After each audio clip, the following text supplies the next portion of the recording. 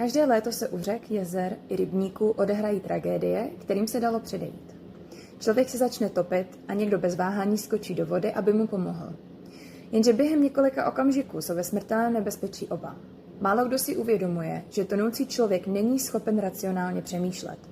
Bojuje o každý nádech a jedná čistě instinktivně. Chytí se čehokoliv, co má na dosah a velmi snadno může stáhnout pod hladinu i svého zachránce. Právě proto vodní záchranáři zdůrazňují jedno důležité pravidlo. Neohrožujte vlastní život. Pokud nejste vyškolený vodní záchranář nebo zkušený plavec se znalostí záchrany tonoucích, nevstupujte zbytečně do vody. Co udělat místo toho? Okamžitě volejte tísňovou linku 150 nebo 112. Pokuste se tonoucímu podat nebo hodit cokoliv, čeho se může zachytit. Záchranný kruh, plovací pomůcku, lano, větev nebo jiný předmět, který mu pomůže udržet se nad hladinou.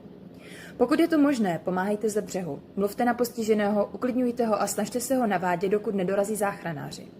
Pamatujte, že cílem není vytvořit další oběť. Zachránce, který se sám začne topit, už nemůže pomoci nikomu. Pomoc má smysl jen tehdy, když je bezpečná.